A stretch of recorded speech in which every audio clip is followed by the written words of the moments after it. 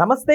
బంగారం కొంటున్నారా? అయితే జాగ్రత్త పడుండా అంటున్నారు విశ్లేషకులు. సో బంగారం ధరలు అమాంతంగా పెరిగిపోయినాయి, అదేవిధంగా రానున్న రోజుల్లో తగ్గచ్చు అని కూడా అంటున్నారు. సో ఒకసారి దీని మీద విశ్లేషణ అయితే తీసుకుందాం. ప్రస్తుతం మనతోటి జర్నలిస్ట్ జగదేవ్ ఉన్నారు, వెల్కమ్ చెప్దాం. Hello sir. హలో సార్, బంగారం ధరలు నిజంగా తగ్గచ్చు అంటారా? యాక్చువల్గా అయితే చాలా మంది మరలా తగ్గిపోతుంది, ఒకేసారి 40% పడిపోతుంది అని కొన్ని వార్తలు ఈ మధ్యకాలంలో చూశాను. కానీ ప్రస్తుత పెళ్లిళ్ళ సీజను, ప్రపంచవ్యాప్తంగా షేర్ మార్కెట్ కానీ స్టాక్ మార్కెట్ కానీ కొంచెం అస్తవ్యస్తంగా ఉండడము, యుద్ధ మేఘాలు కమ్ముకుంటున్నాయి కొన్ని దేశాల మధ్యన మనం చూసాము. ఇజ్రాయిల్, గాజా వీటికి సంబంధించి, తర్వాత మన ఆపరేషన్ సింధూర్ కానీ, తర్వాత ఇరాన్ వాళ్ళు కానీ, మొన్న రీసెంట్గా పాకిస్తాన్, ఆఫ్ఘనిస్తాన్ కానీ, వీటన్నిటి మీద ఎక్కడికక్కడ యుద్ధ వాతావరణం అనుకున్నప్పుడు ట్రాన్స్పోర్టింగ్ అనేది కష్టతరం అవుతుంది. సో ఒక దేశంలో విరివిగా పండేది ఇంకో దేశంకి ట్రాన్స్పోర్ట్, ఎక్స్పోర్ట్ అవుతున్నప్పుడు ఎక్కడైనా వాడు యుద్ధంలో వాటితో ఎదుర్కోలేక ఇట్లాంటి వాటి మీద వాడి కసి చూపించుకొని వాటిని బ్లాస్ట్ చేయడం కానీ, లేదా వాటిని తీసుకొని ఎక్కడికక్కడ వాడి భూభాగంలోకి వచ్చింది కాబట్టి లాక్కోవడం కానీ గట్రా చేస్తాడని ఒక చిన్న భయం ఉంటుంది. అందువల్ల జరగకపోవచ్చు. ఎందుకంటే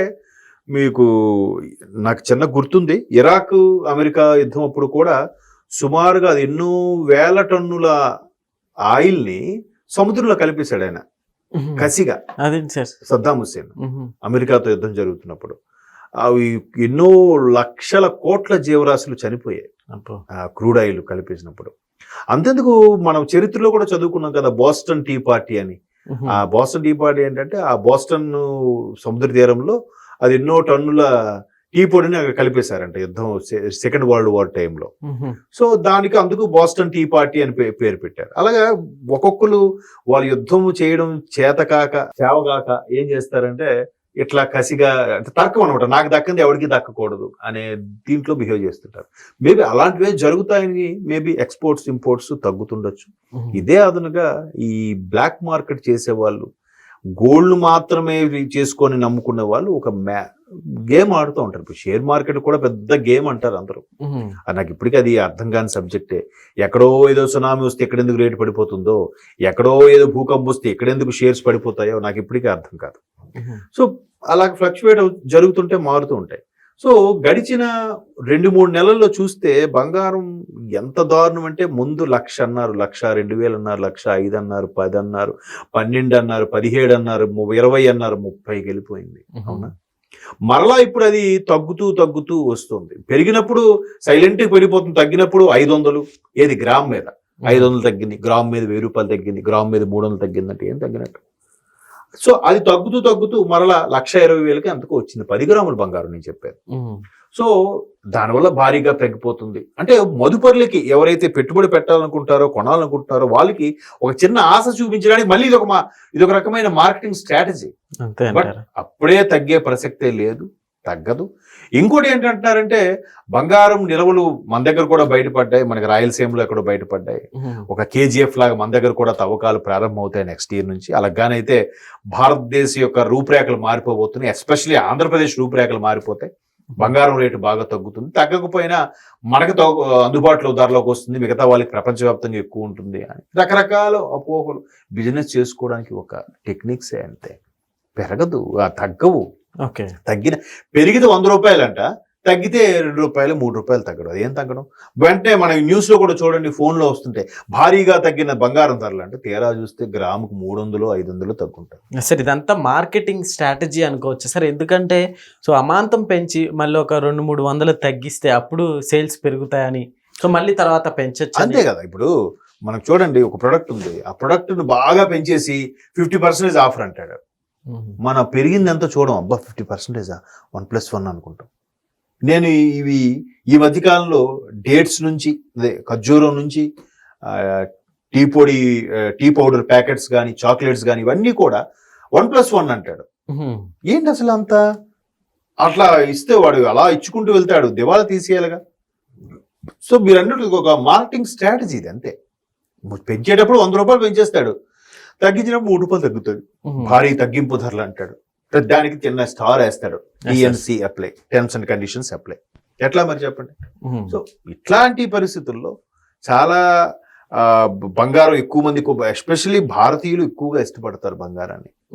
ప్రపంచంలో ఎక్కడా లేని నిల్వలు ఒక్క భారతదేశంలోనే ఉన్నాయి.